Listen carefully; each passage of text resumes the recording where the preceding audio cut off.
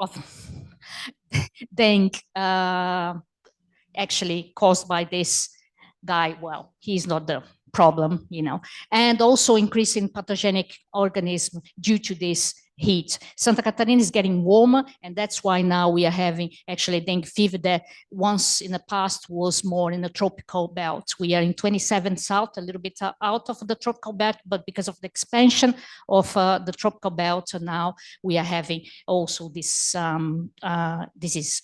Next, please. So the increase in global temperature also leads to increase in precipitation extremes, because looking at just this quick information about the water cycle, right? When you have more heat in the atmosphere, you have more evaporation. So places that are dry tend to become drier. And the increase in the temperature of the atmosphere also makes the atmosphere holding more moisture, and then where is wet gets wetter, or we have storms that are more violent with more torrential rain in shorter period of times. And this is what we call of intensification of the water cycle. And in the same place like Santa Catarina, you can have actually that is kind of has rain all year round. You can actually start having an increase in drought periods and actually when it rains very intense, and this is really bad for agriculture and for urban areas and for society in general. Next, please. So, and that's also another work published recently in Nature Communication from another professor and his group here from University of Santa Catarina, and using streamflow data from Brazil. This is the map with the trains between 98 and 2015, and you can see that in Brazil, what is in red means that is getting drier, more droughts actually, and in blue, more floods, and in purple, more droughts and floods. So periods of the dry period is getting drier and the wet period is getting wetter. And basically the best place is just a little bit, not too bad, less droughts and floods, is in the southern region, actually more encompass Uruguay rather than Brazil. So basically this map shows that we are doing really badly in terms of intensification of the water cycle. Next, please. And again, I don't know why it does this, but it changes the figure with this PowerPoint from my Apple. This is not the figure that I wanted to show. But anyways, so this recent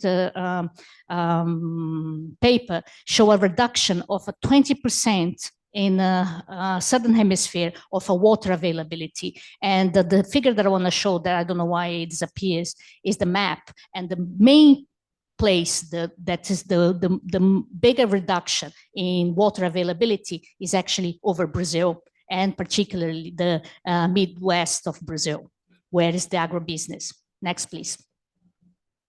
So what means also climate change is not just the direct effect of temperature, but also it changes the atmospheric circulation. And what is happening here is what we used to have is the blue, and what we're getting now is the red mainly, and this, for instance, means drier Brazil. And so if you look at Santa Catarina, as I said before, we used to have actually, here is the precipitation from January to December, right? And was actually well distributed year round, but because of the expansion of the tropical region, and you can see that expansion going towards Santa Catarina, we are starting getting more like the weather of the southeast of Brazil, which has a very dry season and only a wet season, just in shape of U. So this has really implications for water supply. For instance, São Paulo, Rio, that has this type of weather, they have reservoir, right? Because they have a dry season and then the wet season in the summer, then they get the water to supply in the winter. But Florianopolis doesn't have that because we used to have this, but now we are getting this. So we get the water from natural bodies like lagoons and rivers, and we don't have actually specific reservoirs, for instance. This is a big problem that is coming quick, and no policies to change that, and we are very vulnerable. Next, please. So I said about the expansion of the tropical region, right? And this also make that increasing temperature difference between the tropics and the extratropics. So a warm mass of air are getting closer to colder, and that makes storms be much more violent and also increasing extratropical cyclones here. So then we have, on top of it, we have storm intensifying, and also with higher winds, and this is in the coast, has high wave heights, and that is a whole problem for coastal cities and inland too. Next, please. So, but I'm an oceanographer, so I couldn't leave this out.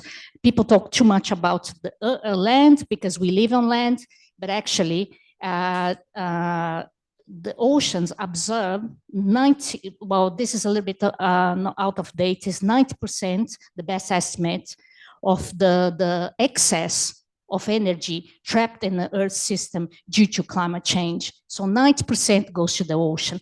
Only one, although now it's kind of a trade, stay in the atmosphere. So we have only increase of 1.2 degrees Celsius because 90% is going to the ocean, and 1/3 of the CO2 also is going to the ocean.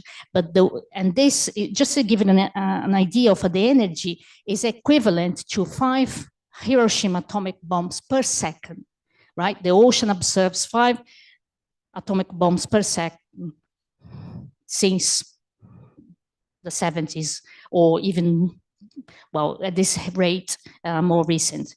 But anyway, so it pays a huge price to do this service. This is doing a service to us, but pay a huge price. Next, please. And that's the price. So we are getting increasing warming and ocean warming. So you have probably heard in the news that the particular North Atlantic, the Atlantic this year, last year was just unprecedented warm, and with more marine heat waves, which I studied them. And but observes 1/3 of the CO2. The CO2 in the water cause acidification of the water, and the warming also decrease the oxygen in the water. So basically, we are having all this combined that has really an impact on marine ecosystem. And this, in turns, affect fisheries, aquaculture, and human health.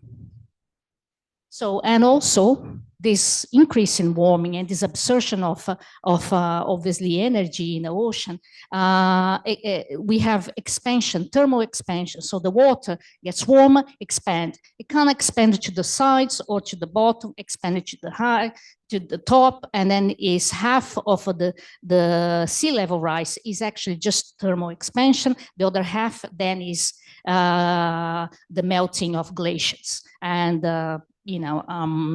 Antarctica and Greenland.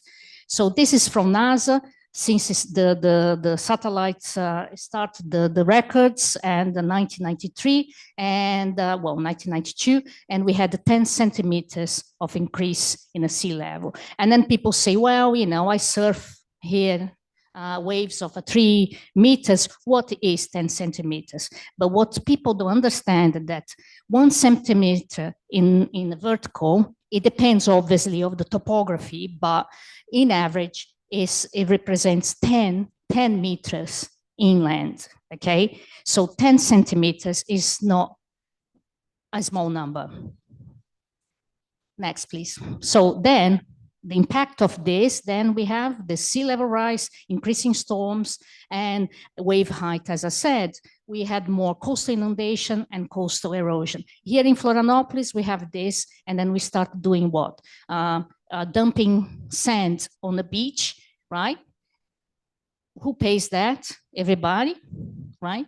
And we don't even know if that will hold or is very expensive. and to protect beaches that are losing their sand extension, or coastal erosion that happens in the south of the island. And and this has a big impact, obviously, for housing and infrastructure in the cities, coastal cities, and again, agriculture, because if the salt water invades land, then you cannot farm anymore, and water supply too.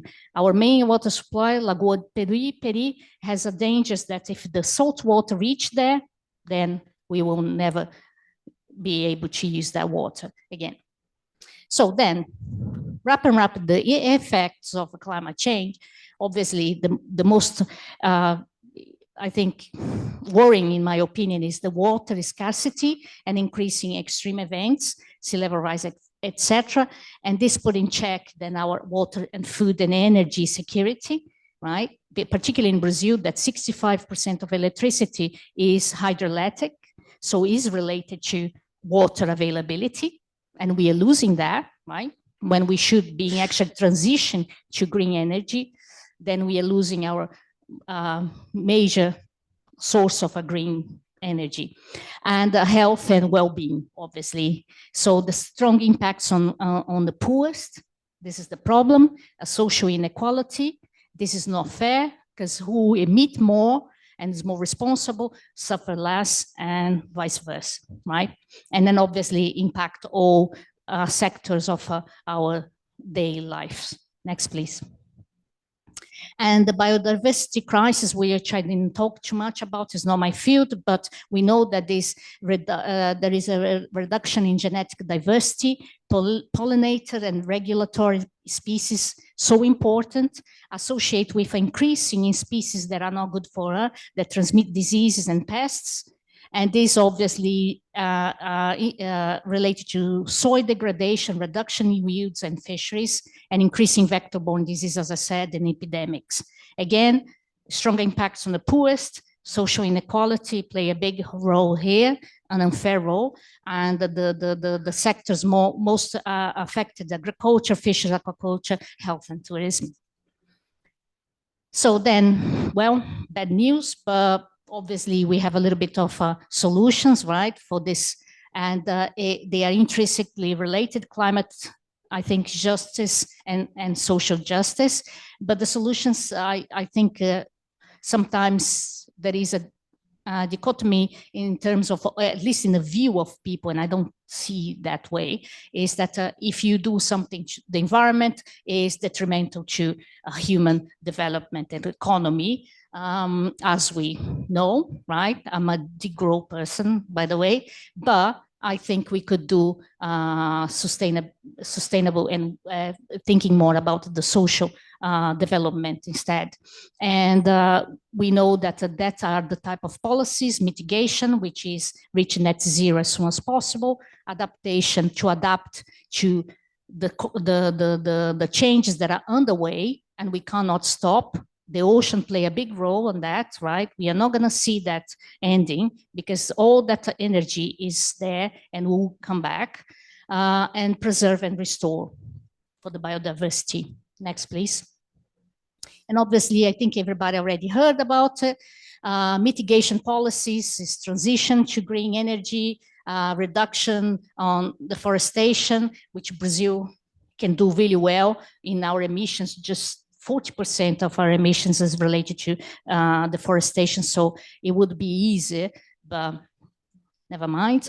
Protected natural habitats, such as estuaries, wetlands, etc., because they protect us. I mean, they mitigate because they absorb carbon, but as we see next, it's also entering the policies of adaptation, because they protect us from storms, surges, and everything.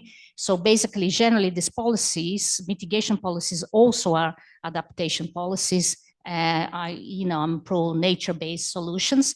But we needed to protect vulnerable infrastructures that cannot be relocated, and protect again and restore forests, natural habitats such as estuaries and wetlands, etc.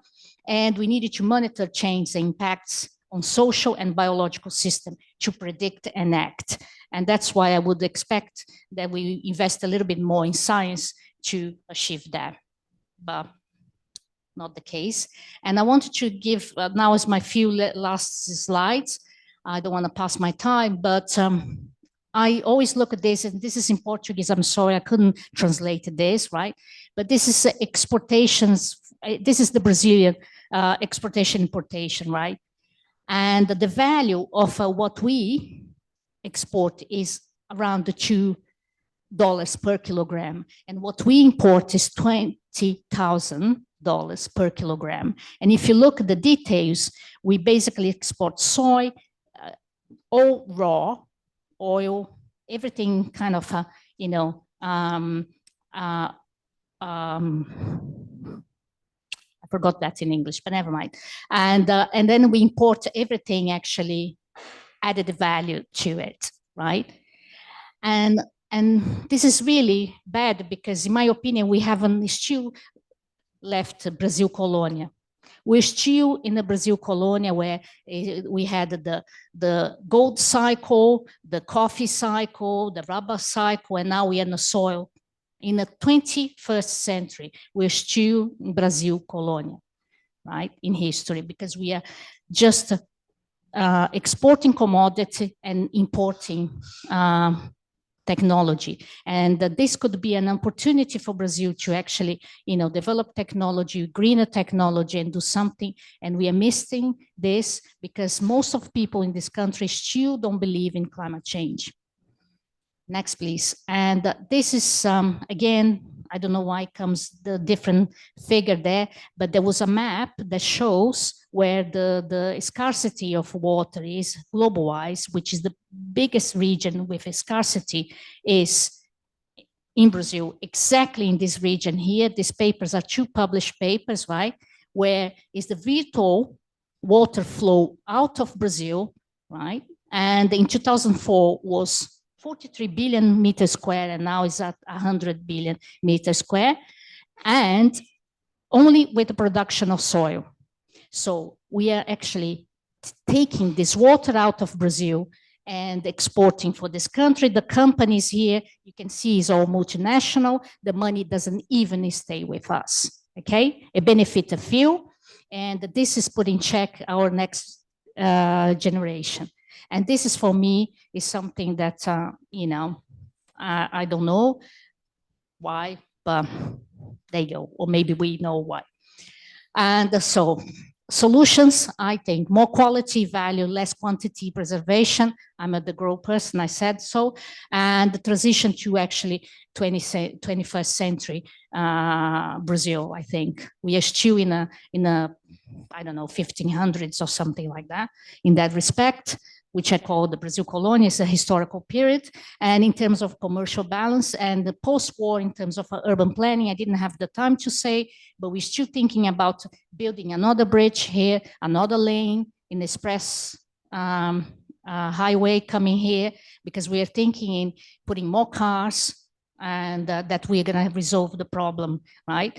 And we just haven't got rid of this type of ideas. So in terms of urban planning, but I didn't want to talk too much more about that. And that's it. I think it's my last slide. Okay.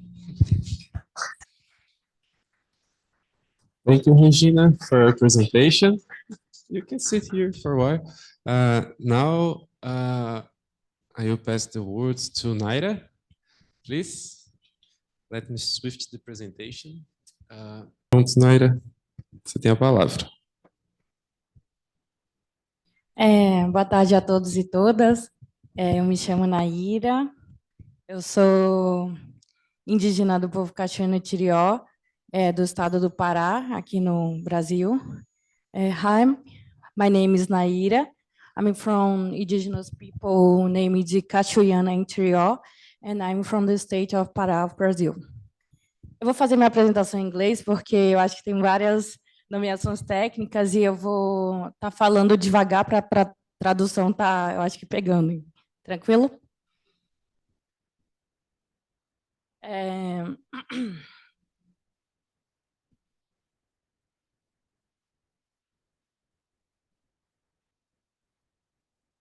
Bom, gostaria de agradecer primeiro o convite do grupo de pesquisa em Economia Política dos Sistemas Mundo. Muito obrigada pelo convite.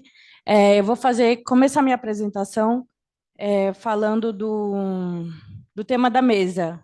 Quando eu vi o tema da mesa, eu fiquei tentada a falar várias coisas, né? Quando a gente fala de desastres, pandemias, e uma das coisas quando eu comecei a estruturar a minha fala, eu fiquei tentada a falar sobre a questão da pandemia, né, da Covid-19, de como os povos indígenas fizeram um enfrentamento climático nos seus territórios e fora deles, mas eu acho que aqui eu tenho mais eu vou puxar um pouco mais para a questão do enfrentamento climático mesmo. Então, pode passar, por favor. Eu vou iniciar minha fala com a fala da ministra Sônia Guajajara, que fala que os conhecimentos e os modos de vida indígenas são centrais para a solução do planeta, né? Não é coincidência que a gente protege 80% da biodiversidade, e isso tudo nos nossos territórios indígenas e unidades de conservação. É porque a gente sabe como fazer essa proteção. Pode passar, por favor. Tá. E eu trago esse pensamento porque tem vários embates e debates que a gente tem feito junto com os cientistas, juntos com a sociedade não indígena, falando que o nosso conhecimento não é ciência, né? Então, a gente traz muito, eu trago muito essa fala para falar que os saberes e conhecimentos tradicionais também são ciência, né? Tanto é que algumas lideranças nossas falam que essa é a nossa ciência indígena.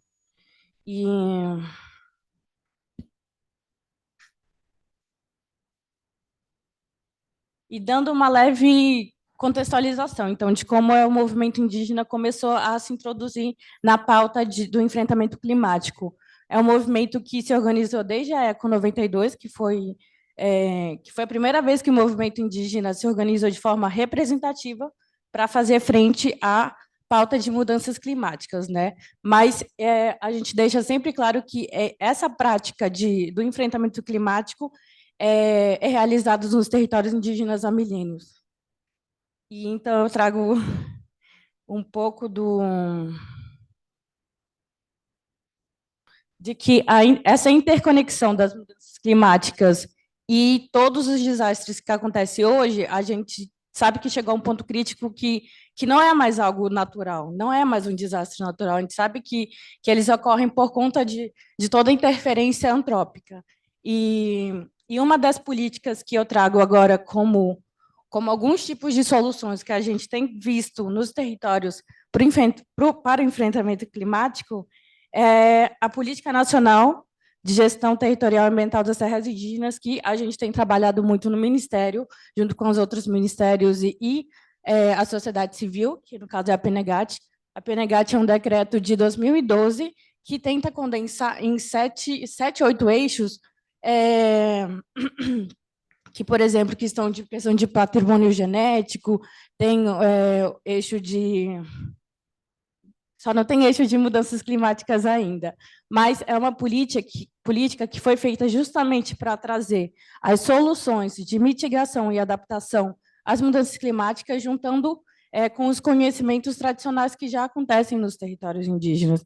Então, quando a gente fala de PNGAT, a gente também fala dos planos de gestão territorial ambiental, que são os PGTAs, os planos de vidas e outras iniciativas no âmbito da gestão ambiental e territorial. Então, são ações que vêm sendo realizadas no chão das aldeias e dos territórios, e é onde acontece a união dos conhecimentos tradicionais, do manejo territorial tradicional, com a ciência que a gente coloca como ocidental, né?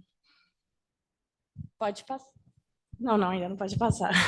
Então, a nível nacional, no Brasil, existem cerca de 200 planos de gestão territorial e ambiental, são os PGTAs. Isso é uma pesquisa feita junto a uma organização indígena que se chama COIAB, né, Coordenação Brasileira de Organizações Indígenas da Amazônia Brasileira, e o trabalho que a FUNAI tem feito junto a essas organizações e dentro dos territórios.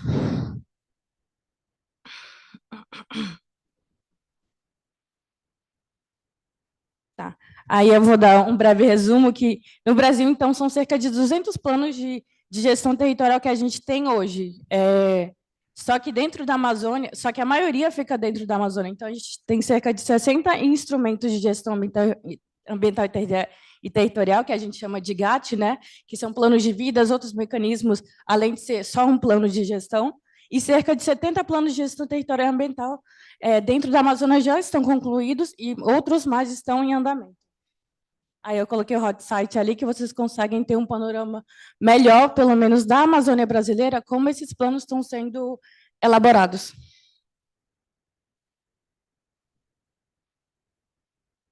Tá. Aí eu acho que quando eu falo esses PGTAs e GAT, eu acho que fica muito geral para vocês, né? Mas esses planos esses planos de gestão, eles envolvem são instrumentos que visam reorganizar os modos de vida diante de ameaças externas. Então, eu vou dar um exemplo. Quando chega o empreendimento, como é que os povos indígenas vão ter a leitura, como é que eles vão entender, como eles vão ser consultados quando esses empreendimentos chegam para serem elaborados, que sejam implementados, né? Quando a gente fala do combate aos incêndios, o melhoramento genético, a promoção da biodiversidade, o manejo florestal voltado para a geração de renda e outras inúmeras iniciativas que são concretas e práticas, são todos alguns exemplos de práticas que estão dentro dos planos de gestão e que são muito importantes porque a gente está vivendo da emergência climática, né? Pode passar. Então, o que a gente tem feito? Eu estou falando muito do movimento para depois chegar à construção do Ministério atual. O movimento indígena tem uma incidência internacional que vem crescendo desde a ECO 92, né? Então, o que a gente viu, o que aconteceu na COP28 sobre mudanças climáticas, que aconteceu em Dubai, foram trazidos os seguintes pontos importantes da agenda climática na perspectiva do movimento. Então, quando a gente faz uma leitura e análise de como foi a COP e o que precisa ser feito para que o espaço, como COPs, que sejam assembleias mais locais, que os povos indígenas sejam ouvidos, porque desde que começou essa incidência, tem espaços que a gente não acessa a nível de sociedade civil. Então, são espaços que apenas representantes governamentais conseguem acessar, e são nesses espaços que são feitas as negociações, os acordos, quantos graus que o planeta tem que diminuir, ou quantos que vai fechar para não chegar ao ponto de retorno. É ali que acontece, não é a nível de conversa de sociedade civil, são nesses espaços. Então, o que o movimento indígena viu após a COP? Que realmente precisa de um maior espaço no assessoramento e influência nas negociações climáticas e ambientais, que a pauta de demarcação e proteção dos territórios indígenas é um ponto-chave. Também falam do maior acesso ao financiamento climático. Então, a gente fala, nesses eventos de construção de fundos, como o exemplo do Fundo de Perdas e Danos, que a gente não teve incidência nenhuma da sociedade civil para decidir o que está ali dentro. E, a nível de Brasil, a gente fala muito da importância de colocar as estratégias para o enfrentamento climático em prática nos planos de gestão territorial e ambiental das terras indígenas. Então, nesses planos de gestão, não existe um eixo, por exemplo, para enfrentamento climático. E é algo que a gente está pensando em elaborar e colocar em prática a nível de ministério. Pode passar.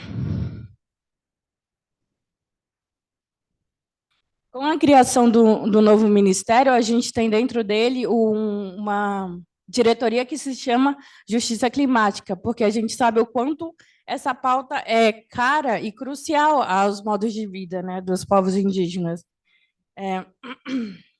Então, a gente vem trabalhando com o fortalecimento dessa política da PNGAT e a inclusão do eixo de enfrentamento climático nessa política.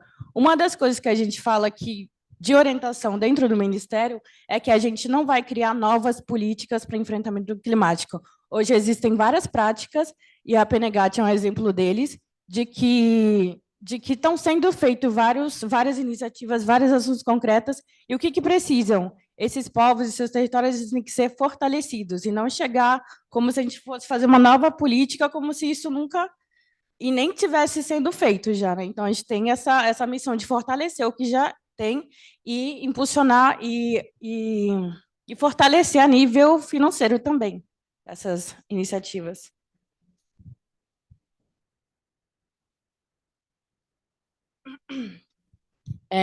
Dando um panorama geral para vocês, é isso, e colocando um pouco das perspectivas futuras e próximos desafios na agenda climática e a questão dos povos indígenas, né? Então, a gente vai ter a COP30. Não só a sociedade civil tem se preparado muito para ter a maior incidência, porque é na COP30 que vai ser a revisão dos planos de ação a nível nacional dos estados, né, dos países. Então, a gente está falando que esse é o maior momento de realmente ter uma incidência, né? Se não for ali, vai demorar muitos anos para a gente ter acesso a um espaço que seja, inclusive aqui no Brasil, com a maior incidência de povos indígenas de recente contato isolados, que a gente tem que pensar junto nessas políticas de enfrentamento climático. Então, a gente fala que esse vai ser o momento, né? Um dos maiores desafios são o acesso aos financiamentos para as populações que defendem e preservam o meio ambiente. Eu falo não só dos povos indígenas, mas também outras comunidades vulneráveis, principalmente as comunidades que a gente fala que vivem na zona costeira e a gente não está dando nem atenção à agenda, por exemplo, de oceanos.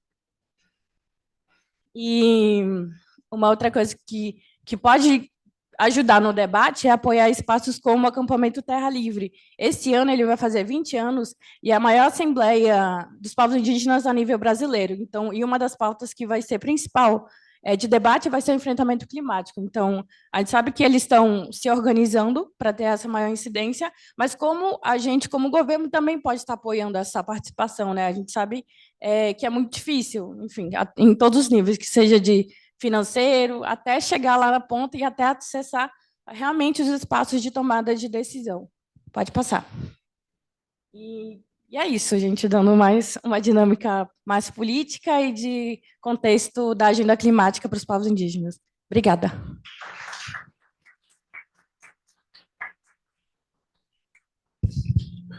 Muito obrigado. É Naira que fala, né? É, Naira. Naira. Muito obrigado, Naira. Agora eu vou parar a apresentação, eu vou passar a palavra para o Marcos Lacerda. Marcos, você está aí? Ele iria fazer a apresentação no lugar do Luciano Passes. Mari, Isso, boa tarde, vocês estão me ouvindo? Estamos ouvindo. Muito prazer, obrigado pelo convite realizado a nós aqui da Secretaria Municipal do Clima de Niterói. O secretário Luciano Paes, ele estava presente até ainda há pouco, mas teve uma chamada do prefeito para que pudesse representá-lo também em um outro evento, e eu estou agora aqui buscando compartilhar com vocês um pouquinho aqui da nossa experiência, do nosso trabalho também. O secretário ele tinha deixado uma apresentação e eu vou tentar ver se eu consigo subi-la agora aqui para vocês observarem. Se vocês puderem me confirmar se está sendo visualizado. Meu nome é Marcos Lacerda, no momento ajudando como subsecretário do Clima aqui de Niterói. E essa imagem, ela nos remete aqui a um momento muito triste aqui na cidade, onde nós tivemos uma tragédia muito grande ocorrida nos anos de 2010, quando nós tivemos a tragédia no Morro do Bumba, e cerca de mais de 260 vidas foram tiradas. E, naquele momento, em todo o trabalho que foi realizado até os dias de hoje, só 48 corpos foram encontrados. A região do Morro do Bumba era um antigo lixão utilizado pela cidade naquela época, e, após a sua desativação, essa região ela foi sendo ocupada gradativamente por criando uma comunidade de baixa renda ali. Não houve nenhum tipo de preocupação à época com aquilo que vinha ocorrendo em termos de ocupação numa área extremamente frágil. O processo de compactação daquele solo ainda estava se dando, né, por ser um solo com resíduo sendo colocado e o processo de decomposição ele estava em pleno vapor, mas como é conhecido em várias cidades também, o controle urbano e de ocupação urbana nem sempre se dá da forma com que deveria, e esse desastre, ele marca a cidade de Niterói para um processo de transformação urbana muito grande. E o que nós vamos apresentar aqui um pouquinho para vocês é como a cidade se organizou a partir de 2013, 3 anos depois do desastre do Morro do Bumba, para frente. Eu posso dizer que em 2013, com uma nova gestão que ocupou a cidade, Niterói realiza o seu plano estratégico para a cidade. Nós chamamos aqui o Niterói que queremos, e houve uma consulta pública muito grande em 2013 junto à população, o que fez com que, a partir dessa iniciativa do plano estratégico e a continuidade da gestão pública do mesmo grupo político também à frente da cidade até os dias de hoje, por 11 anos, foi possível fazer com que uma mudança muito grande na cidade ela pudesse ocorrer. O plano estratégico ele já apontava uma série de demandas feitas pela população naquilo que dizia respeito às mudanças que a cidade precisava ter, também naquela época, muito com a temática ambiental mais fortemente debatida, as questões de sustentabilidade, mas a gente encontra naquela época, nas pesquisas realizadas, a temática climática muito forte já. Talvez ela utilizada com outros termos, mas ela ali foi sendo colocada também de uma maneira muito enfática. E essa apresentação ela chama a atenção daquilo que então a cidade começa a promover, e a administração pública municipal, para a estruturação do que veio a ser realizado mais à frente da primeira Secretaria Municipal do Clima do país. Debaixo de uma série de informações, de vivências que nós aqui na cidade estávamos já vivenciando. Niterói é uma cidade, nós vamos ver aqui à frente, vizinha à cidade do Rio de Janeiro, na entrada da Baía de Guanabara. É uma cidade que vive numa região metropolitana com diferenças extremamente gritantes, falando pelo aspecto econômico, de ocupação do território também, e de um desafio do enfrentamento à crise climática muito forte, por estar na entrada da Baía de Guanabara, uma das regiões que vão ser extremamente afetadas, levando em consideração aqui a elevação do nível do mar e outras consequências das mudanças climáticas. A Secretaria Municipal do Clima ela surge debaixo da análise de todos esses contextos que estão agora aqui visualizados por nós, e que a pauta seja do enfrentamento a essa crise climática ou dos eventos extremos, elas não saem da nossa mente, dos nossos ouvidos, quando a gente aqui observa a mídia escrita, falada, nos trazendo uma série de consequências dessas mudanças climáticas nos últimos anos. Niterói se prepara para esse enfrentamento, e essa é a pergunta que temos realizado com frequência dentro da cidade. O que Niterói tem feito a respeito para que não viéssemos a passar por desastres e situações como o Morro do Bumba ocorreu, né, lá atrás. Então, só novamente aqui contextualizando para vocês, Niterói está na região metropolitana da cidade do Rio de Janeiro.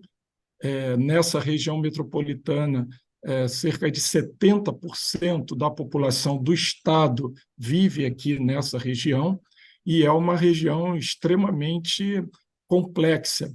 Entretanto, Niterói faz um diferencial muito grande nessa região. Niterói possui cerca de 56% do seu território em unidades de conservação. E é um desafio muito grande para uma cidade numa região metropolitana vizinha à capital do estado, o Rio de Janeiro, conseguir manter um percentual tão alto do seu território em áreas protegidas. Esse é um esforço nesses últimos 10, 11 anos para cá, tendo uma gestão pública muito comprometida com a área ambiental e agora sim também, mais recentemente, com a área climática, de uma maneira muito mais enfática. E de que maneira que nós estamos buscando e estamos nos preparando para esse enfrentamento. Aqui eu trago rapidamente um dos grandes projetos que a cidade tem em curso hoje, nós chamamos de POP, o Parque. Esse é um dos programas ou projetos de maior dimensão na área de SBNs no país, hoje em curso. É um recurso na ordem de 100 milhões de reais, com a implantação de jardins filtrantes, mas com um conjunto de intervenções no entorno da Lagoa de Piratininga, que traz um grande complexo aqui de intervenções com áreas de contemplação, de retorno, de pesca, com grandes ciclovias sendo implementadas também, áreas de lazer, mirantes, mas ele tem um aspecto extremamente importante aqui de tratamento de uma grande microbacia que deságua os seus rios aqui na Lagoa de Piratininga e que, embora a cidade, como nós vamos ver, ela também tem um percentual altíssimo, é a cidade no país hoje com, eu diria, uma das os melhores índices de coleta e tratamento de esgoto no país. Hoje nós já temos mais de 100% de distribuição de água e batemos em 96%, 95% a 96% de coleta e tratamento de esgoto. Entretanto, em alguns trechos, algumas regiões, ainda temos o lançamento de esgoto in natura, e o que leva a uma das áreas, como essa aqui, a Lagoa de Piratininga, e o Parque Orla Piratininga com os seus jardins filtrantes, as soluções baseadas na natureza, sendo das estratégias criadas por essa administração para fazer um tratamento de uma maneira muito mais sustentável, holística e com o envolvimento da população também. O Parque Orla Piratininga ele tem previsão agora, nesse ano, de ter todas as suas obras concluídas. Nós já temos grande parte dessa imagem aqui pronta já, em loco, lá é possível visualizar o resultado prático de toda a filtragem daquilo que chega à área de tratamento também, e aquilo que chega depois à lagoa. É uma região com uma visita, né, uma visualização também muito bonita de toda a Baía de Guanabara, porque o maciço que rodeia essa região, ela traz o Parque da Cidade de Niterói como uma área de visitação e oportunidade de beleza cênica muito grande. Mas Niterói, embora esteja no ranking do saneamento do Estado e no país no topo, Niterói ainda apresenta desafios também para que possam ser supridas, né? E esse quadro aqui ele apresenta Niterói como o primeiro município no estado do Rio de Janeiro, e ele no país é a terceira, quarta região com maior índice de tratamento olhando pelo aspecto do saneamento básico, do esgotamento sanitário. Niterói vai se organizando para ser uma cidade amiga do clima. E em 2021, com a criação da primeira secretaria municipal no país, algumas áreas temáticas foram trazidas das diversas políticas públicas na cidade para dentro da Secretaria do Clima. E nós passamos a criar a política pública a partir de 5 grandes pilares, né? Nós vamos falar um pouquinho mais sobre eles, né, a partir da criação. O primeiro grande pilar a gente chama da gestão participativa e integrada, e com 4 meses de criação da Secretaria Municipal do Clima, nós criamos já o que chamamos das bases da construção da política pública, com a criação do Fórum Municipal de Mudanças Climáticas. É um fórum composto pela academia, sociedade organizada, poder público e iniciativa privada. Criamos também o Fórum das Juventudes em Mudanças Climáticas e criamos também, a nível da gestão pública, o CONCLIMA, o Comitê Intersecretarial de Mudanças Climáticas. Essa postagem aqui no jornal Cidade de Niterói é de julho de 2021, basicamente aí 4, 5 meses depois da criação da Secretaria Municipal do Clima, ou seja, nós já tínhamos as bases através dos 2 fóruns e do Comitê Intersecretarial criada para iniciar a estruturação da política pública de forma participativa e integrada. Mas nós também avançamos na direção aqui do Legislativo. Nessa mesma época, logo depois, é feita a criação da Frente Parlamentar do Clima e assinado uma carta de intenção entre o Executivo e o Legislativo para que a política pública ela ganhasse um movimento mais forte e com maior velocidade, porque nós precisaríamos da criação de leis também e necessitaríamos do Legislativo para que pudesse apoiar a estruturação daquilo que a política pública vinha desenhando. Também, de forma audaciosa, a gente cria o nosso IPCC de Niterói. O IPCC ele se transforma nessa ferramenta chamamos de painel de mudanças climáticas, com uma parceria com 4 grandes universidades aqui do estado do Rio de Janeiro e localizadas aqui na região metropolitana, o FRJ, a UF, a PUC e a UERJ, e essa parceria com as universidades criaram a possibilidade de hoje termos um painel de mudanças climáticas, onde já temos um incentivo e já temos resultado prático aqui da criação também de uma estrutura que vai mapeando iniciativas em 6 grandes eixos de mitigação, adaptação, mecanismos financeiros, educação climática. É um grande portal que nós estamos trazendo experiências do mundo todo e que chamamos de boas práticas para subsidiar iniciativas aqui na cidade de Niterói também para o enfrentamento à crise climática. Mas nós começamos também, além da estruturação da política pública e dos seus pilares, no pilar de gestão de emissões, nós avançamos de uma maneira muito concreta com vários programas, e aqui o destaque para o Programa Social de Neutralização de Carbono. Esse é um programa que tratamos ele aqui com muito carinho. Aprovamos uma lei na Câmara dos Vereadores em maio de 2023, com a interiorização desse debate junto às principais comunidades de baixa renda na cidade. O Morro do Bumba ele não sai da mente dos moradores que vivem em área de risco.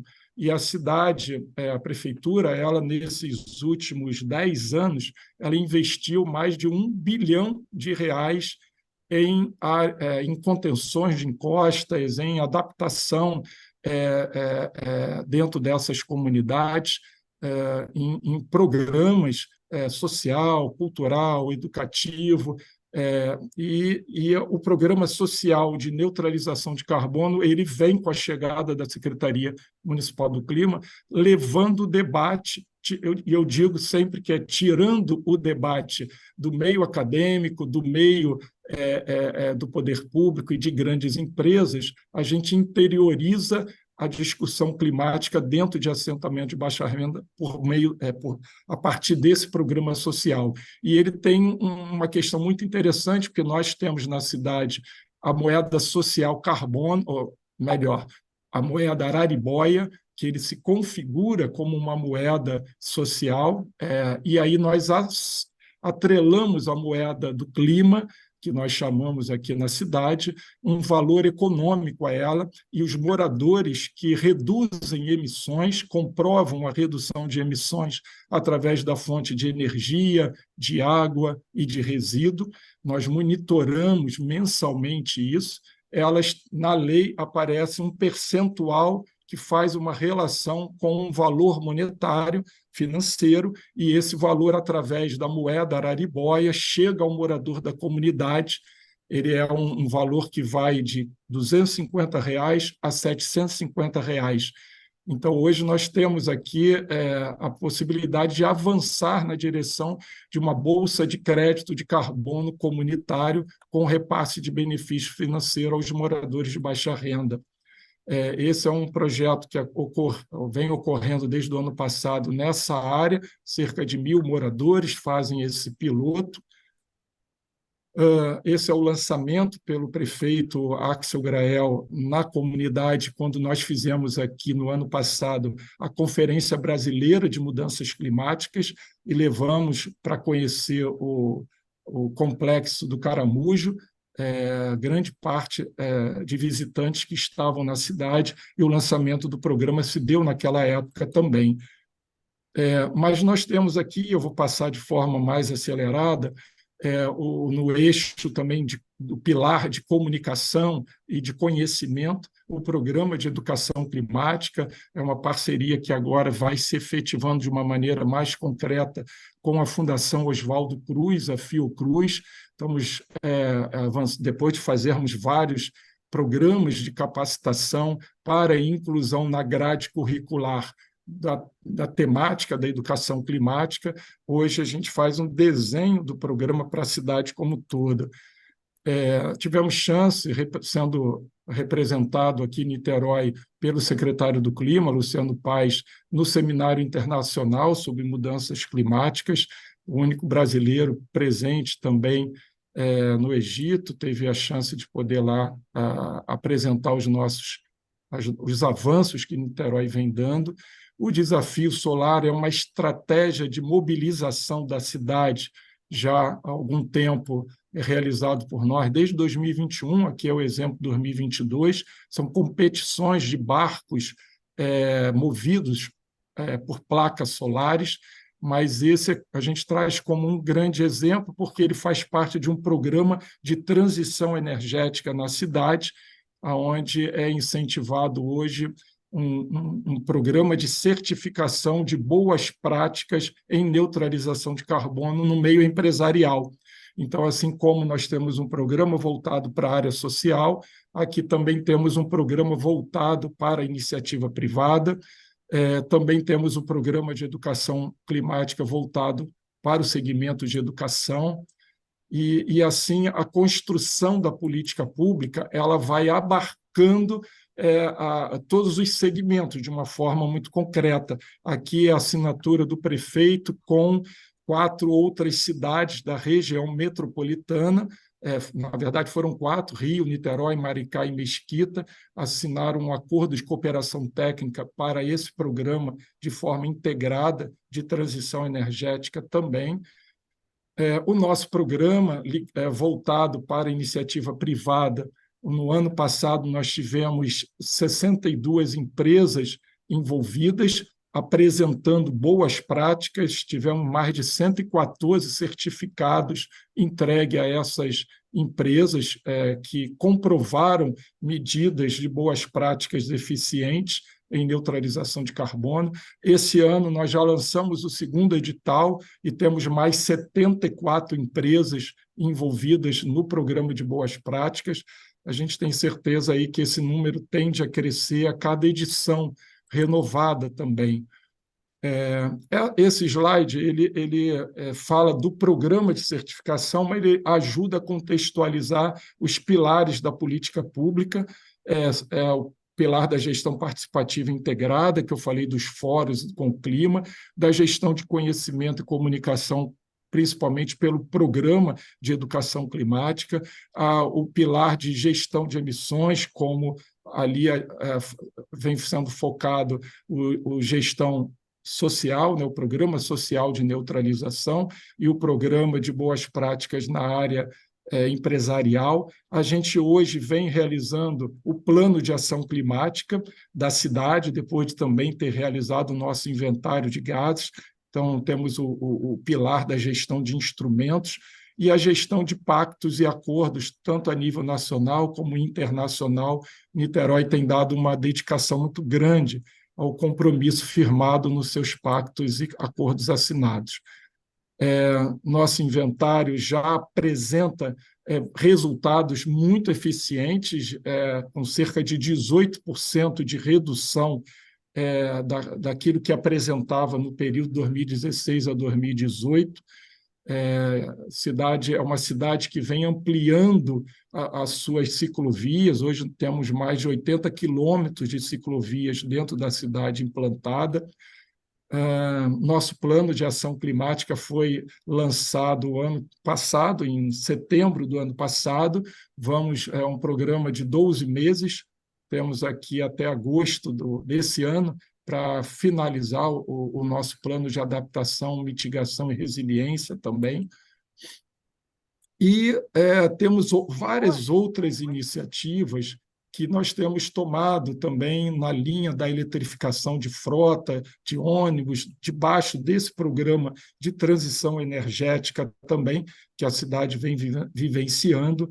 Nós temos aqui uma reunião na Câmara de Comércio Exterior, tivemos lá com várias outras cidades do país, pleiteando a retirada do imposto de importação, para que pudéssemos, ao longo de 3 anos, adquirir no país, com outras cidades, uma frota de quase 3.000 ônibus elétricos, incentivando a indústria nacional ao atendimento da demanda que é crescente no país e que hoje as empresas sediadas, a indústria sediada no país, ela não dá conta do atendimento dessa demanda, né?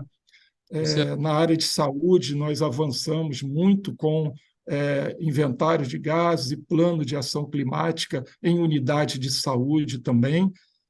E a participação de Niterói, desde a COP26, ele se tornou aí um fato muito concreto para nós, a Prefeitura de Niterói, para aqui o Estado do Rio de Janeiro, e tendo o prefeito Axel Grael como uma representação, como vice-presidente de ODS, da Frente Nacional de Prefeitos e Prefeitas pelo Clima e Energia.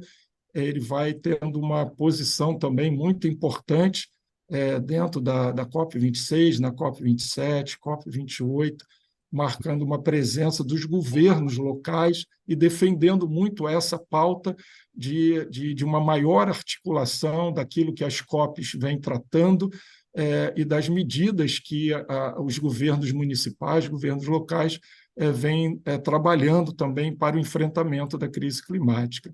Até a COP28, agora, a presença do prefeito e da sua equipe aqui também, de secretários, tiveram uma postura muito importante diante desse cenário. Desculpe Eu interromper, acho que, se puder ir finalizando, que já estourou o teu tempo, tá certo? não, eu acho que a gente fecha aqui com esse slide.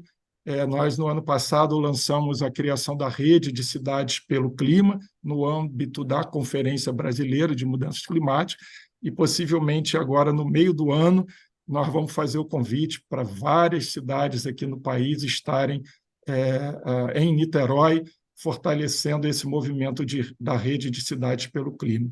Eu sei que eu acabei estendendo um pouquinho mais aqui a fala, mas era um pouquinho isso que nós gostaríamos de passar aqui para vocês, e espero ter podido colaborar um pouco aqui com essa apresentação.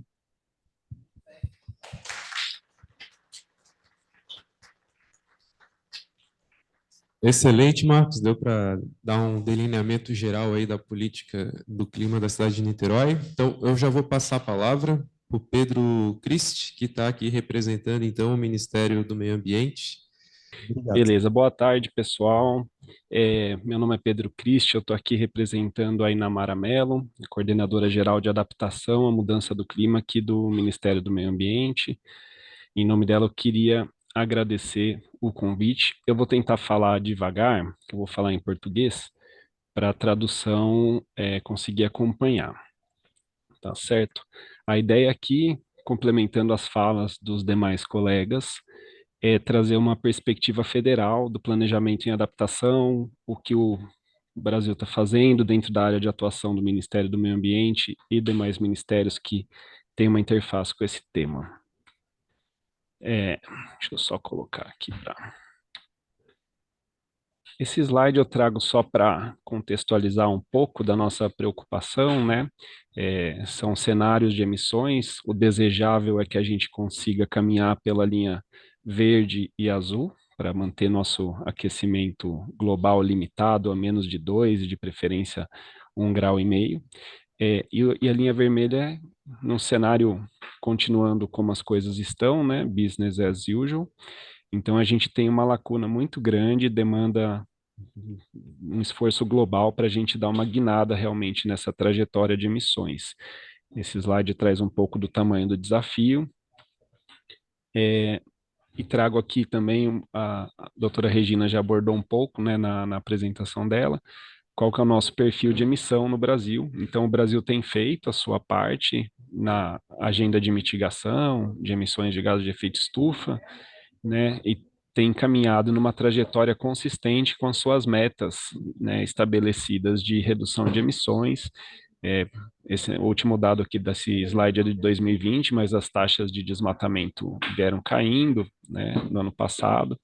Então, a gente está com uma trajetória consistente, mas o esforço nacional por si só não é suficiente para fazer aquela mudança radical da curva que eu comentei, e pelo contrário, a gente já observa, né, num contexto nacional, que a mudança do clima já está causando alguns impactos bastante relevantes, né? E aqui eu estou falando de dados observados entre 1960 e 2020, são informações lá do INPE, Instituto Nacional de Pesquisas Espaciais, onde a gente já viu no Brasil temperatura máxima generalizada aumentando em todo o Brasil, em algumas regiões chegando a 3 graus Celsius. Aumento da duração das ondas de calor em todo o Brasil, em especial em algumas regiões que já sofrem com isso, como o Norte e Nordeste, redução de precipitação no Nordeste e Brasil Central e aumento na região Sul, redução do máximo de dias consecutivos secos, né, ou seja, seca na Amazônia e aumento também no Nordeste, e redução da precipitação no noroeste da Amazônia e aumento na região sul. Então, como foi colocado, os impactos já estão sendo observados e já geram prejuízos, né? Por exemplo, no Brasil, 93% dos municípios já foram atingidos por algum desastre associado ao clima, prejuízos de mais de 340 bilhões já foram observados, milhões de moradias danificadas ou destruídas, né? E segundo um estudo do Banco Mundial, o Brasil está aí entre os 10 países mais vulneráveis do mundo, apesar do seu tamanho, dimensão. A gente está entre os 10 países para diversos impactos associados à mudança do clima. Isso aí que eu falei agora era olhando para trás, né? O que que a gente já observou, o que que já foi medido, o que existe. Agora, se a gente for olhar para o futuro, a expectativa não melhora, né? A gente tem, como foi colocado também pela doutora Regina, uma tendência de agravamento de algum comportamento climático que já existe, então tem uma tendência de aumento de temperatura no país, inclusive é uma taxa superior à média global, né? Também são informações do INPE. Redução da precipitação média nas regiões Nordeste, Norte e Central, e aumento de extremos de precipitação, em especial na região Sul e Sudeste. Então, quando a gente olha para o futuro, esse mapa aqui, por exemplo, eu estou trazendo essas informações para ilustrar um pouco do que eu vou apresentar a seguir, né? Mas a gente vê, por exemplo, esse é um trabalho do Ministério da Ciência, Tecnologia e Inovação, que é parceiro do Ministério do Meio Ambiente na construção do Plano Clima. Um risco específico aqui para impacto de seca. A gente vê uma tendência de aumento, né, ao passar dos anos entre o atual. Em 2030, a gente já percebe na região sudeste do Brasil, norte e nordeste também uma tendência que continua para os anos seguintes, né, até 2050. Então, assim, é uma ameaça específica, né, existem outras. E isso vem mudando, né, que eu trouxe só um dado que aconteceu também, é bem interessante, que o INPE divulgou, que o Brasil agora já tem regiões identificadas como região de clima árido, né, os parâmetros de clima de uma região específica aqui no Brasil já se enquadra como clima árido. E além disso, a gente tem uma expansão de regiões com clima semiárido a uma taxa de 75 mil quilômetros quadrados por década, né? Partindo aí analisando o período de 90 a 2020, o que é muito impactante realmente. Também para exemplificar, né, um outro risco, que também é do portal Adapta Brasil, do Ministério da Ciência e Tecnologia, é um risco, ele não variou tanto ao longo do tempo, mas tem muitas áreas com alto risco, né, associadas a enxurradas, inundações e alagamentos. Então, é um trabalho interessante que ilustra um pouco do desafio que o Brasil tem, né? Então, como fazer, esses são alguns riscos, mas tem outros, mas como fazer frente a esse tipo de enfrentamento num contexto de um país como o Brasil, que tem dimensões continentais, e a gente tem que conciliar a atuação do governo federal, dos estados, dos municípios, né? Tudo isso de uma forma dialogada com sociedade civil, academia e setor privado, né? Então, a gente se depara com diferentes perfis de emissões, vulnerabilidades e riscos, diferentes realidades socioeconômicas, produtivas e regionais. O Brasil é um país extremamente desigual, né? Diferentes capacidades institucionais e financeiras e diferentes níveis de atenção e de prioridades, dependendo da região. Então, esse é o desafio que está colocado, né? É um país com uma diversidade imensa como o Brasil, como tratar e como encaminhar políticas públicas frente a esses cenários, esses desafios que eu mencionei. E aí a gente vê que essa é uma questão, eu trouxe aqui uma foto de exemplo que afeta muito o Brasil, mas não só aqui, como também no mundo, né? A gente vê esses impactos, a gente vê notícias cada vez mais aparecendo e a gente percebe que a adaptação não é uma opção, é um movimento que a gente precisa trabalhar. Nesse contexto, que eu queria ilustrar, vou trazer um pouco aqui da agenda federal para adaptação à mudança do clima, o que está sendo planejado e o que está em curso no atual momento, né?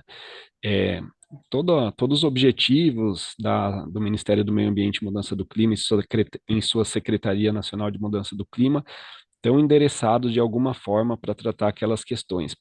Devido à limitação do tempo que a gente tem, eu vou focar a minha apresentação nesse objetivo 2, de assegurar uma política climática ambiciosa e planos setoriais de mitigação e adaptação robustos, com meios de implementação efetivos, né? Esse é um trabalho muito grande que tenta endereçar muitos daqueles desafios que foi colocado.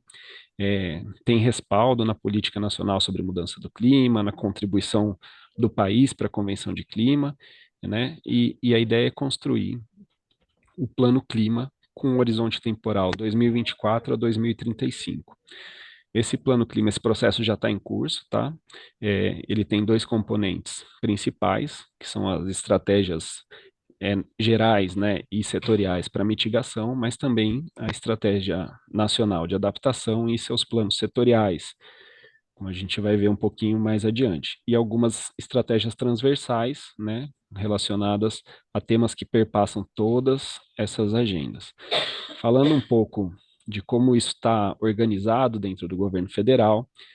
Existe um comitê interministerial de mudança do clima, composto por 18 ministérios setoriais, né? E esse comitê deliberou, né, pelo processo de construção do Plano Clima e outras iniciativas em paralelo, como também a revisão da própria Política Nacional de Mudança do Clima e de uma discussão sobre o Sistema Brasileiro de Comércio de Emissões. Aqui minha apresentação eu vou trazer mais para o componente de adaptação do Plano Clima, que é um grupo de trabalho específico, né?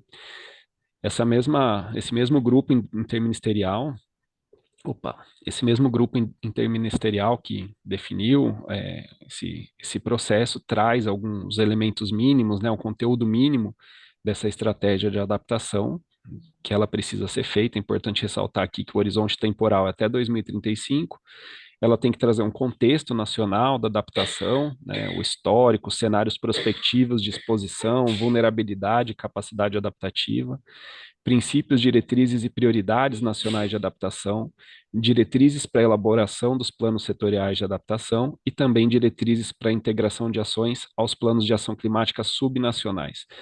Então, a gente vê aqui que não é um trabalho do Ministério do Meio Ambiente só, não é uma discussão meramente ambiental, aqui a gente está falando de um processo de desenvolvimento como um todo, né, que abarca praticamente todo o governo federal. Então, nesse contexto, foi criado um grupo de trabalho, né, interministerial, esse processo começou já, as pessoas estão trabalhando, eu vou mostrar um pouquinho mais, com a composição de 18 representantes ministeriais. A gente tem aí como pano de fundo a própria Convenção das Nações Unidas para a Mudança do Clima, para fazer esse trabalho, a política nacional e o antigo Plano Nacional de Adaptação, que o Brasil já tem um Plano Nacional de Adaptação, que ele foi feito em 2016 e teve vigência entre 2016 e 2020, onde era para ter sido atualizado, mas ele não foi, então a gente está retomando essa discussão agora, em 2024, né? Na verdade, começou no passado, para ter essa revisão. A ideia é que a gente esteja uma estratégia nacional, planos setoriais e temáticos e os respectivos planos de ação. Como eu disse, esse esforço não é um esforço ambiental ou só do Ministério do Meio Ambiente, né? Já foi colocado em apresentações anteriores, colocado também pela Naira, né? Como cada recorte temático ou setorial, ele está especialmente sendo afetado pela mudança do clima. E cada recorte desse precisa passar por uma reflexão, por uma análise, para entender como ele está sendo afetado e o que tem que ser feito, né, dentro de cada um desses temas. Então, o plano clima, em seu componente de adaptação, ele tem 15 recortes setoriais ou temáticos. Eu vou falar eles, eu não ia falar, mas como a minha apresentação está em português, eu vou falar para facilitar, né? A gente tem agricultura e pecuária, biodiversidade, cidades e mobilidade, gestão de riscos e desastres, indústria, energia, transportes, igualdade racial e combate ao racismo, povos e comunidades tradicionais, povos indígenas, recursos hídricos, saúde, segurança alimentar e nutricional, oceanos e zona costeira e turismo. Então, para cada recorte desse, vai ser construído um plano setorial, né, para endereçar a adaptação à mudança do clima. E desses planos vão derivar planos de ação com horizonte temporal 2024, 2027, 2028, 2031 e 2031, 2035. Então, vai ter ciclos de revisão durante esse período. O governo tem trabalhado para estimular ao máximo o processo de participação e ter uma construção participativa. A gente sabe que a adaptação à mudança do clima tem um componente local muito forte, setorial muito forte, então todos os esforços estão sendo para viabilizar a participação popular e social nesse processo. E aqui eu vou exemplificar alguns, né? Além de reuniões específicas com organizações da sociedade civil, entidades do setor que já atuam no tema, o Ministério também tem feito esforço para divulgar esse trabalho em audiências públicas e outras atividades do Congresso Nacional.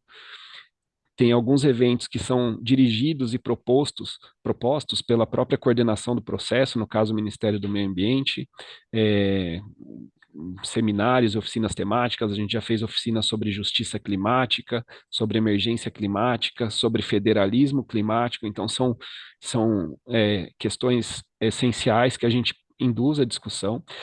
O Brasil ele tem muitos conselhos e setoriais e fóruns específicos, e a gente recomenda que os setores levem essas discussões sobre adaptação para os seus conselhos específicos, por exemplo, conselhos das cidades, conselhos de saúde, conselhos de meio ambiente. E no âmbito federal, a gente tem levado essa discussão para o Conselho da Federação, que promove a articulação entre estados, municípios e governo federal, Conselho Nacional de Desenvolvimento Econômico Estadual e Fórum Interconselho. São exemplos de conselhos onde a gente já apresentou o plano. E agora, eu queria também aproveitar para fazer a divulgação, já que a gente está falando. A gente está lançando no mês que vem, na plataforma Brasil Participativo, um ambiente de coleta de contribuições para o Plano Clima Adaptação e Mitigação também. Aqui é uma coisa unificada entre as duas estratégias, é onde a sociedade, os grupos de interesse vão poder fazer suas sugestões de forma antecipada, né? Antes de ter um documento pronto, então numa fase ainda de elaboração, né? E também está em curso a Conferência Nacional do Meio Ambiente, que a gente pretende usar esses insumos aqui no processo de construção. Como funciona na prática a construção das estratégias setoriais? O Ministério do Meio Ambiente, coordenador geral do processo, né? O Ministério da Ciência, Tecnologia e Inovação traz a parte científica, os dados, os modelos, apoia na análise da vulnerabilidade setorial e temática, mas quem é responsável pela elaboração de cada estratégia setorial é o respectivo ministério, que tem como atribuição desenvolver sua rede própria de discussão e aprofundar e detalhar essa discussão, né? Então, a gente tem aqui Ministério dos Transportes encabeçando toda a construção da estratégia setorial sobre transportes e articulando com outros órgãos. O Ministério dos Povos Indígenas também está atuando no seu capítulo setorial, com as suas prioridades. Enfim, a gente tem todo esse processo de articulação. Aqui é um spoiler do esqueleto geral do Plano Clima na sua estratégia geral, né? Aqui não são as estratégias setoriais, é a estratégia geral. Então, tem uma parte introdutória e alguns capítulos aqui na frente que dizem de fato o que o plano se propõe a fazer, como os impactos e vulnerabilidade, né? A gente dá todo esse suporte de base metodológica, e a gente está desenvolvendo esse conteúdo, na verdade ele já está em fase final. Objetivo geral, visão e princípios, e metas e meio de implementação. Nesses dois tópicos, os 6 e o 7, né? Tem uma interface muito grande com os planos setoriais, eles vão estar aqui retroalimentando esses capítulos, né? Eles se tocam, e também na gestão do plano tem uma interface muito grande com a agenda de mitigação. Então, a gente pretende integrar os componentes nesse momento. E o que tem falando, isso aí era a estratégia geral, e agora vamos para a estrutura de cada capítulo setorial, né? Cada plano setorial. A ideia é que cada setor faça uma reflexão interna, né? Forme sua rede, sua especialidade, trazendo aqui o contexto setorial, entender por que a gente precisa se adaptar, como a gente está organizado, quais são nossos instrumentos. Então, cada tema cada setor daqueles faz essa reflexão. Quais são os principais riscos e vulnerabilidades, né? Como seremos afetados, o que sabemos sobre esses impactos e esses riscos são questões que precisam ser endereçadas nesse capítulo. O outro capítulo sobre adaptação é onde queremos chegar e o que e como faremos. Aqui já são as metas e os compromissos de cada setor. E a gestão do plano, né? Já trazendo quais são as responsabilidades, quem vai fazer o quê, como e quando, né?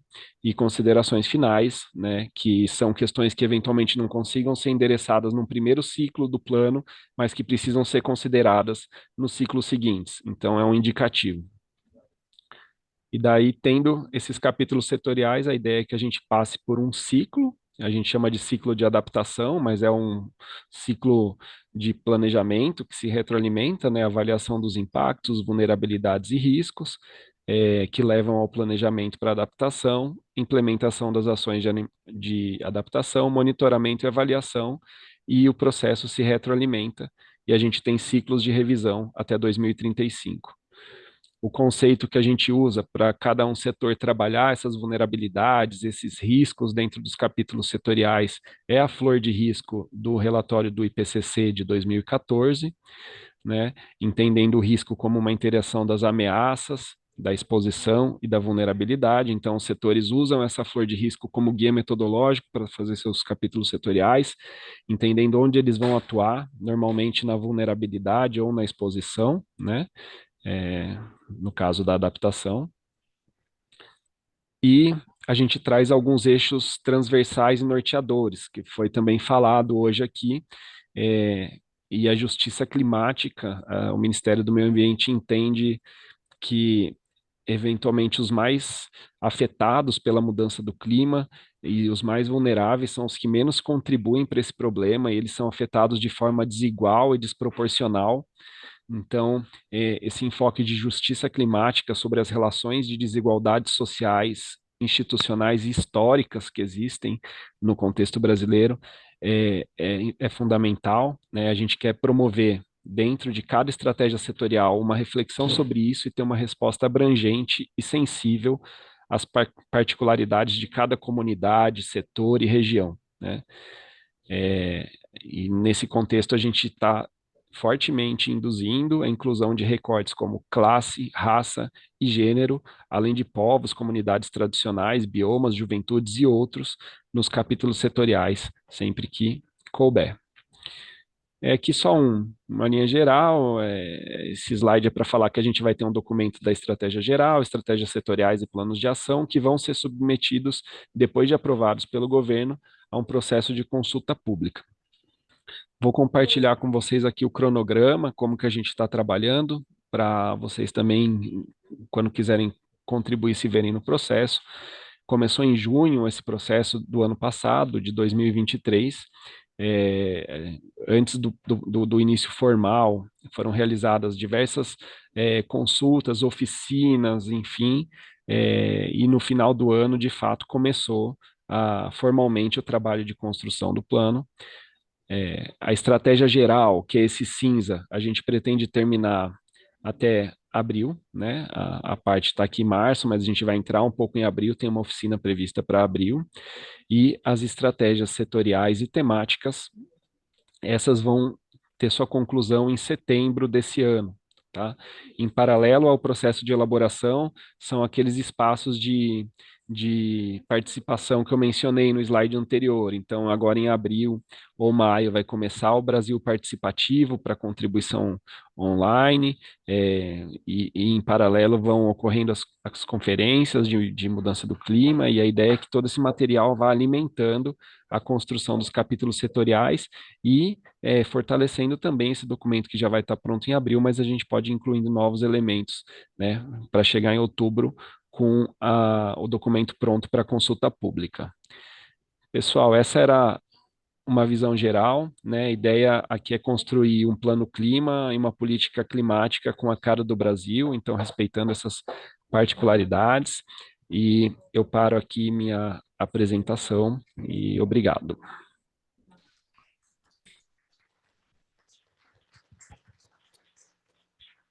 Excelente, Pedro. Então, acho que gostaria de agradecer a apresentação do Pedro. Bom, acho que a mesa foi muito rica no sentido de mostrar, a partir da professora Regina, o impacto da mudança climática, a perspectiva de enfrentamento que está nascendo dentro do Ministério dos Povos Indígenas, e as ações que estão sendo tomadas, né, que o Pedro acabou de demonstrar do âmbito federal e que o Marcos trouxe das experiências práticas que estão sendo executadas em Niterói. Então, acho que agora a gente pode abrir para uma rodada de perguntas, né? Não sei se vocês quiserem voltar à mesa ou se quiser ficar também, fiquem à vontade. Quem gostaria de começar? A Júlia, tá bom? Vamos tentar ser objetivo na pergunta, porque estamos com tempo curto. Bom, primeiramente queria parabenizar todos os apresentadores. É uma discussão muito rica, que traz perspectivas muito diferentes, mas que obviamente elas se conectam e trazem um panorama geral, né, de como o Brasil tem se engajado nessa questão climática. E a minha pergunta, eu acho que ela vai... Eu gostaria muito de ouvir um pouquinho da perspectiva de cada um, porque ela atinge, né, os diversos níveis de atuação, de implementação da ação climática. Dos grandes assuntos que o Pedro trouxe na apresentação dele, né, do PNA, é essa questão da elaboração de uma estratégia nacional. Só que, pensando nas mudanças climáticas, né, que a gente tem vários níveis, né, várias escalas de análise, então a gente pode olhar a nível global, a nível nacional, regional, municipal. Eu acho que nós temos um grande desafio que nós temos um afunilamento, né, dessas dificuldades. Então, de uma estratégia que saia nacional, nós temos que implementá-las, essas estratégias a nível estadual e municipal.